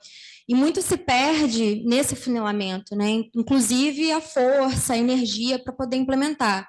Nós temos Niterói como um bom exemplo, né, de boas práticas em governança climática, mas essa, infelizmente, não é a realidade da maioria dos municípios do Brasil, né? Nós temos disparidades entre não somente os municípios, mas as regiões, norte, nordeste, as capacidades financeiras e principalmente científico-tecnológicas são muito distantes uma das outras. Eu acho que isso dificulta muito a ação climática, porque às vezes você vai ter no município uma gestão pública que não somente pode estar desinteressada, mas pode ter um corpo técnico com dificuldade de implementar. Tem uma gestão também que está desconectada da academia, que às vezes, por muitas vezes, não é consultada na hora de executar obras, por exemplo, que é o que está acontecendo aqui em Florianópolis, nas obras de alargamento frente ao aumento do nível do mar. E eu queria ouvir essa opinião de vocês, desse descolamento, né, desse desinteresse. Também ouvir essa perspectiva federal sobre essas dificuldades financeiras, de, às vezes, conseguir meios de financiamento climáticos específicos, seja para povos tradicionais, seja para a academia continuar produzindo conhecimento e também participar nas deliberações políticas, e o próprio governo federal de conseguir dialogar com esses municípios que estão desinteressados ou que estão, de certa forma, descolados da ação climática. Como tem sido esse diálogo entre academia, entre pautas que, de certa forma, não somente foram marginalizadas, mas esquecidas, né, nos últimos governos do Brasil. Enfim, e desafios que vocês enxergam, né, nesse panorama de mudanças climáticas no Brasil. Obrigado, Júlia. Paola, quer perguntar? Não, Gustavo? Alguém mais? Pedro? Eu vou ser bem objetivo. Vou perguntar para a Regina. Regina, o que você apresentou e tudo que foi colocado aqui, você vê alguma possibilidade de haver um movimento na direção do que o Christopher apontou? Algum movimento que possa interromper esse processo de aquecimento global? Você vê alguma possibilidade de que isso aconteça?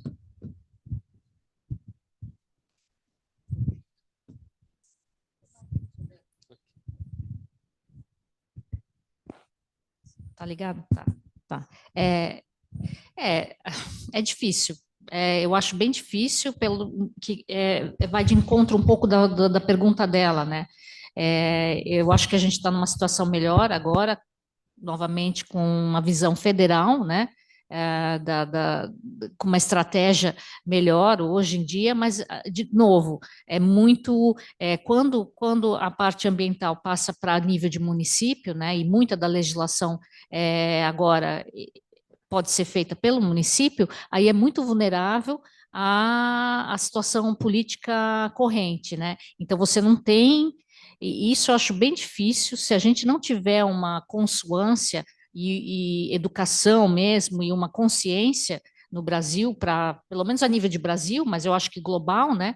Então, assim, até eu falei, até no meu slides, eu coloquei muito de crise climática, mas, na verdade, para mim, depois do ano passado, eu considero uma crise de humanidade, na verdade. Não é um problema do clima. O clima está com problema porque nós, como sociedade, estamos passando por uma crise fenomenal de ética, de tudo. E então, assim, quando eu penso nesse aspecto, eu sou até um pouco pessimista, porque a mudança para mim tem que ser muito maior. Não é um plano de adaptação, não estou tirando a importância do que, obviamente, o Ministério do Meio Ambiente está fazendo, mas se a gente não mudar a nossa mentalidade em todos os aspectos, né? Não se a gente tenta fazer aquilo só com não envolvendo, não pensando um pouco maior, né, e refletindo um pouco mais sobre a maneira como a gente vive, eu não sei se a gente consegue, sabe? Sinceramente. Não muito otimista, né? Mas.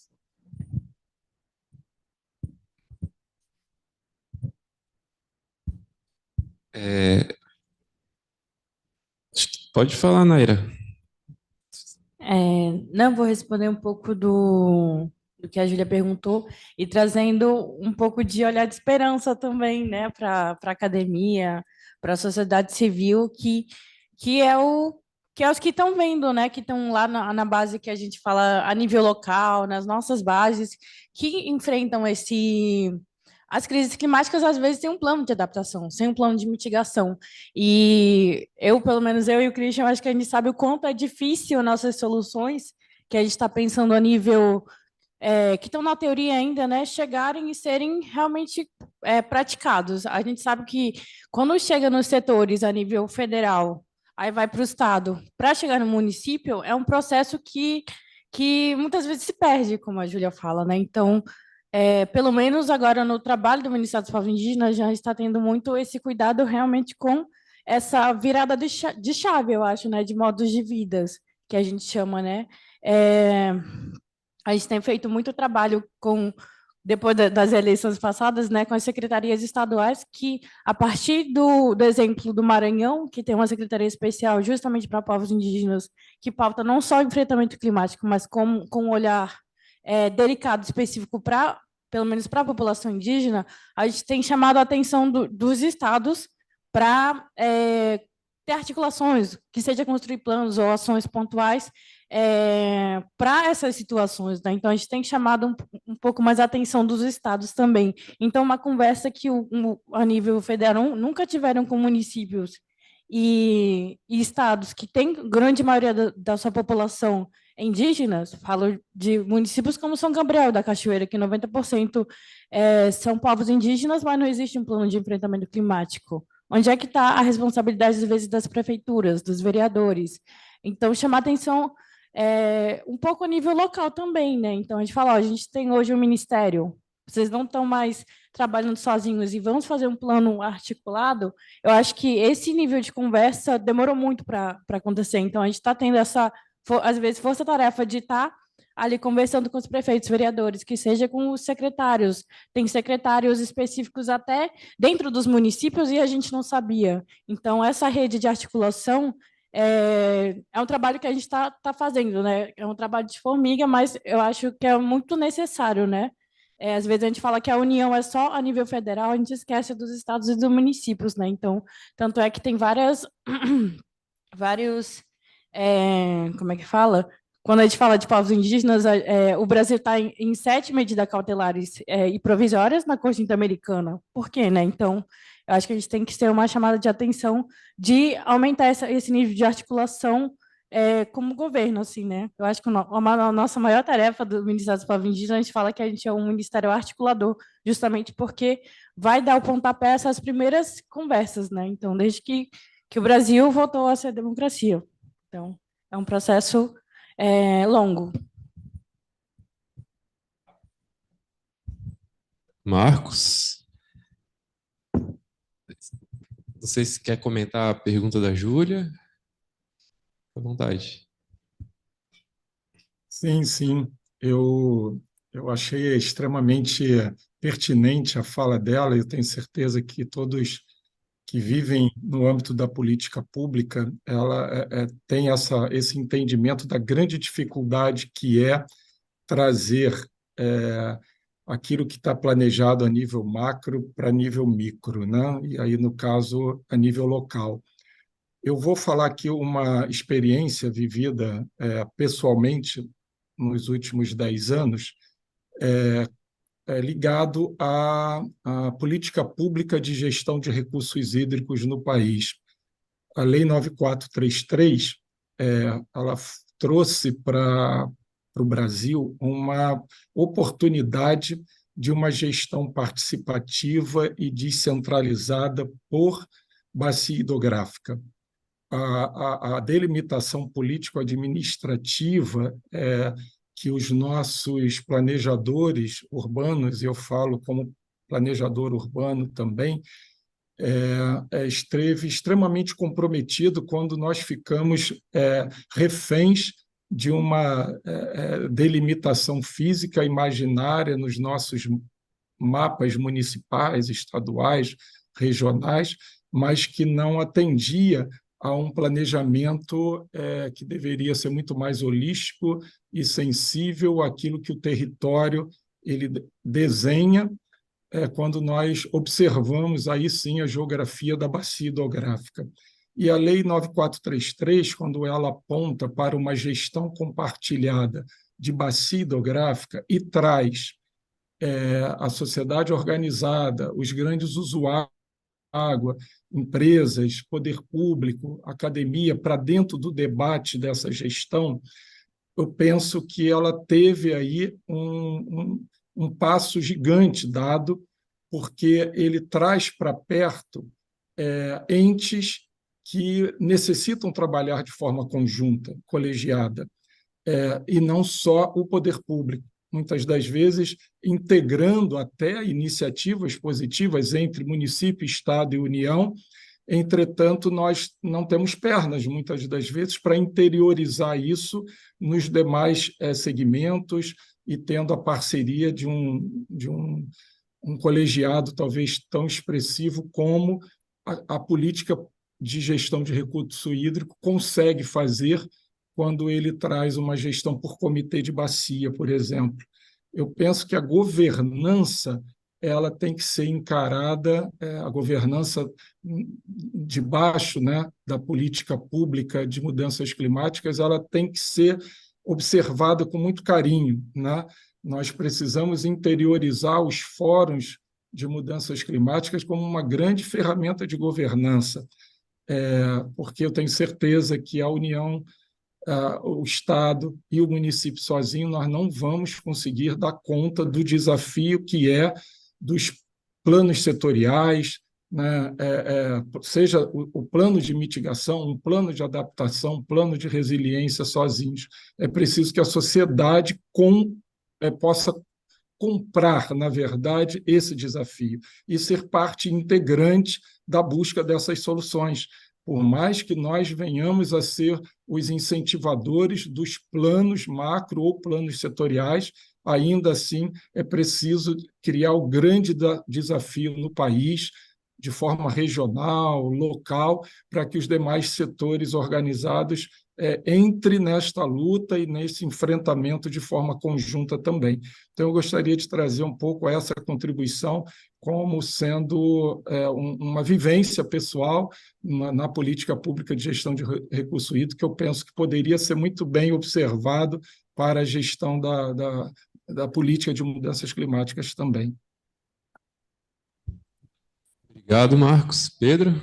Oi, obrigado pela pergunta, Júlia. Esse é um tema para a gente muito importante, a gente vem debatendo esse assunto, inclusive semana passada foi promovida aqui em Brasília uma oficina sobre federalismo climático, e uma das questões principais dessa discussão foi justamente na perspectiva de estados, municípios, né, como a gente consegue avançar com essa agenda e integrar, de fato, federal, estadual e municipal. Inclusive, Marcos, o prefeito Axel estava aqui na mesa também, participou com o pessoal, o prefeito de Niterói, e foi uma discussão muito rica. Acho que o consenso ali daquela mesa foi que alinhado com o que Marcos colocou agora, a gente precisa trabalhar para discussão sobre clima, adaptação, mitigação, ganhar uma relevância política mesmo, né? Então, que seja uma preocupação política daquele município, daquela região, que isso tem que estar representado nas pautas, né, dos candidatos, nas eleições, enfim, que seja um diferencial, que a população se aproprie daquela discussão. Então, eu acho que é promover esse debate que é o caminho e para as pessoas de fato se apropriarem, organizações locais, enfim, para essa discussão. Do ponto de vista da agenda do Ministério, né, como eu disse, é uma preocupação nossa também no Ministério do Meio Ambiente fazer essa articulação. Então, ao longo do ano passado, e agora a gente está em fase de captação de recurso, a gente está montando um projeto para apoiar a elaboração de planos municipais de adaptação à mudança do clima. Né, a meta proposta aqui no projeto, que ainda está em fase de captação de recursos, né, mas a gente tem expectativa de começar até o final do ano, é que a gente consiga apoiar pelo menos 260 planos locais de adaptação, né, e é um trabalho que a gente entende que passa pelos estados, né, a gente está discutindo isso junto com a Associação Brasileira dos órgãos estaduais de meio ambiente, a ABEMA, discutimos também com algumas entidades municipalistas, né? Então a ideia é que a gente, através dos estados, consiga trabalhar com um conjunto de município por cada estado, né?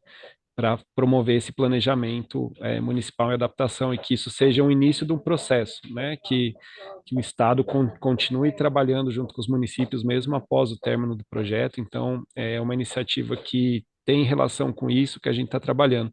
Mas é isso, o foco é promover essa discussão em nível local, dar relevância política para a agenda, aumentar a cobrança local sobre ações, né, e fazer as costuras necessárias, né, entre os níveis federativos, tentar conectar as demandas locais com uma agenda de financiamento, de meios de implementação, para a gente também conseguir facilitar o acesso a recursos de alguma forma, para esse tipo de iniciativa. Então, é uma preocupação nossa, queria só compartilhar um pouco essa iniciativa também que a gente tem trabalhado. Pode, ela queria fazer uma pergunta, posso deixar e aí já faz aquela fala, beleza? Pode perguntar? Boa tarde a todos, a todas e a todos. Primeiramente, quero cumprimentar a minha parenta, né, que está compondo essa mesa. Sempre é um grande prazer quando a gente vê os parentes assim, nesse lugar de fala. Eu sou estudante indígena daqui da Universidade Federal de Santa Catarina, faço ciências sociais, e a minha pergunta também é para a Naira, como que a pergunta seria qual a importância e qual o papel que os povos indígenas no Brasil têm desenvolvido no combate à crise climática? E agora, como ela vê, agora você é uma jovem cientista indígena, né? Como você vê a ciência, né? Se você consegue enxergar a ciência, se a ciência faz alguma conexão com a importância dos povos indígenas nesse papel, né, nessa direção, assim, se a ciência ela consegue enxergar a importância dos povos indígenas no Brasil no combate às crises climáticas. Mais alguma pergunta? Senão vou devolver para os nossos palestrantes para ir finalizando suas falas. Naira, pode começar por você, por favor?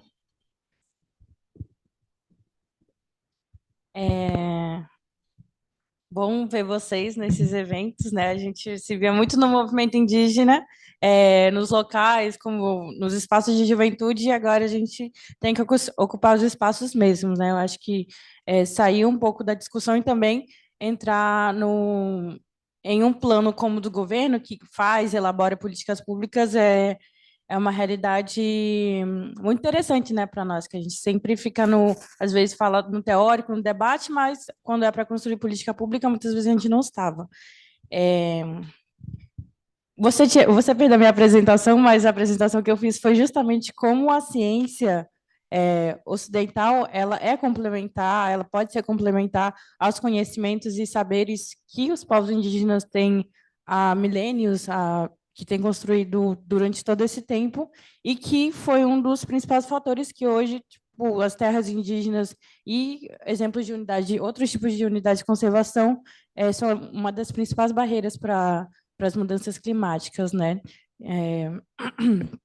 E a importância dos povos indígenas para o enfrentamento climático é justamente esse saber, né? Esse saber de como fazer o manejo dos seus territórios, como antes a gente sabia como se dava os regimes hídricos, e isso tudo tem sido muito afetado, né? Então, a gente vê quando é uma seca extrema, quando é incêndio nos territórios, são pelo menos um ano para a comunidade se recuperar, né? Quando a gente fala de refazer roças, refazer todo o regime às vezes, de outras iniciativas que existem dentro dos planos nacionais. Um dos exemplos que eu posso falar é o do meu território, que a gente tem um manejo de mel de abelha.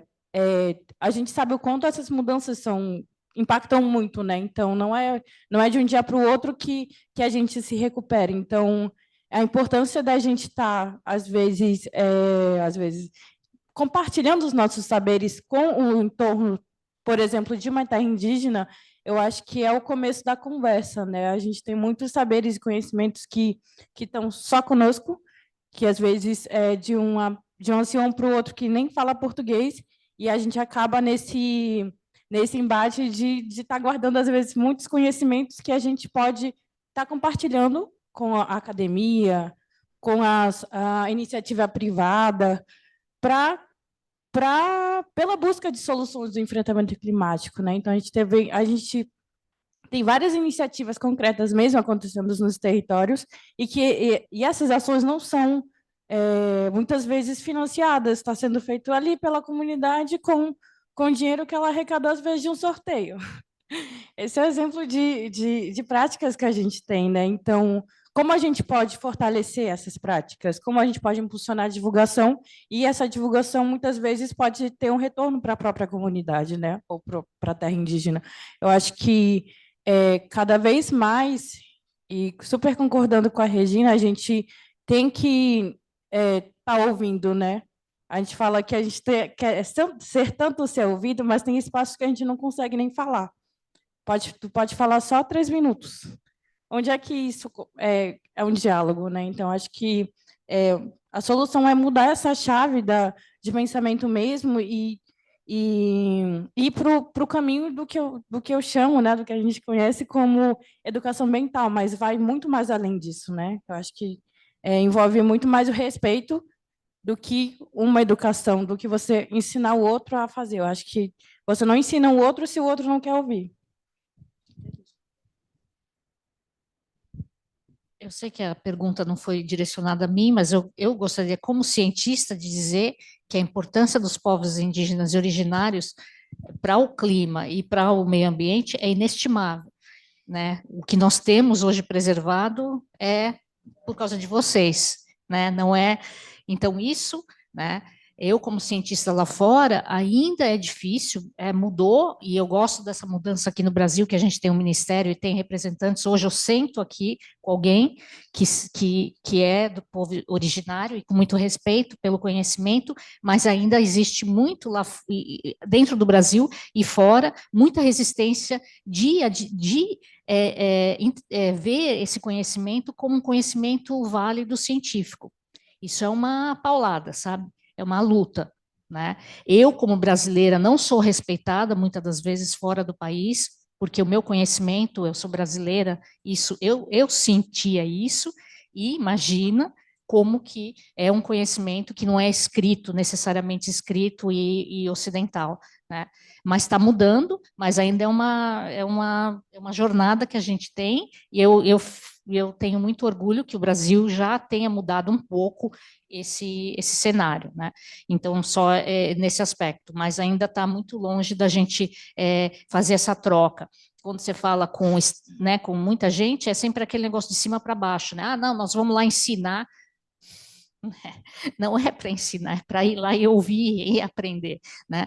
Tá? Então, bom, mas ainda, né, a gente ainda tem um caminho longo. E quando eu falo que eu sou pessimista, agora voltando para outro aspecto, que todo mundo me pareceu mais otimista, não é que essas soluções, como Niterói, vê o que eles estão fazendo é muito louvável, vê o que o governo federal está fazendo em todos os aspectos é bem positivo, né? Mas é o tempo. Eu, como cientista do clima, o meu pessimismo não é, eu concordo e eu estou fazendo o que eu posso e não vou parar de fazer por ser pessimista, mas é o tempo desse engajamento que requer, que eu não, eu entende, eu acho que a gente já perdeu muito tempo e eu não sei se a gente ainda tem todo esse tempo, e sendo de Santa Catarina, talvez por isso que me faça ser pessimista, quando a gente olha essa articulação, ela é muito dependente da política, né? Que pode mudar e pode fazer com que, até nível federal, a gente volte para trás em muitas das coisas que a gente anda um passo e eu não sei se a gente tem tempo para isso. Então, é isso, porque o plano diretor aqui de Florianópolis, ele, nunca, ele é mais restritivo. A gente está numa crise climática, a gente precisa restaurar e preservar, e aí vem um plano diretor aprovado que vai ao contrário. Por quê? Porque ele atende a interesses econômicos. E isso eu canso de ver, e isso me cansa, porque eu não sei quando que a gente vai parar com isso, quando que a gente vai chega, entende? Então, é daí que vem, é o tempo, né? O que a gente deve fazer, eu sei, acho que tem exemplos bons, né? Eu tento focar nisso, mas eu acho que a gente está muito atrasado e eu não sei se a gente tem mais esse tempo para desperdiçar. Só isso. Tá certo, então. Gostaria muito de agradecer a presença do Marcos, do Pedro, da Naira, da Regina, por ter trazido o debate, digamos, para dentro da academia, tá certo? Sobre a mudança climática. Foi uma mesa muito rica. E é isso, tá certo? Vamos encerrar o dia de hoje. Amanhã a gente retoma às 10 horas da manhã com um outro painel de discussão. Imperialismo, Guerras e Desastres Globais. Será coordenado pelo professor Elton Orix e estará composto pelos professores Carlos Eduardo Martins, da Universidade Federal do Rio de Janeiro, Gabriel Merino, da Universidade de La Plata, Argentina, e Denise Lobato Gentil, também da Universidade Federal do Rio de Janeiro, tá certo? Muito obrigado, então, uma salva de palmas aí para encerrar o dia.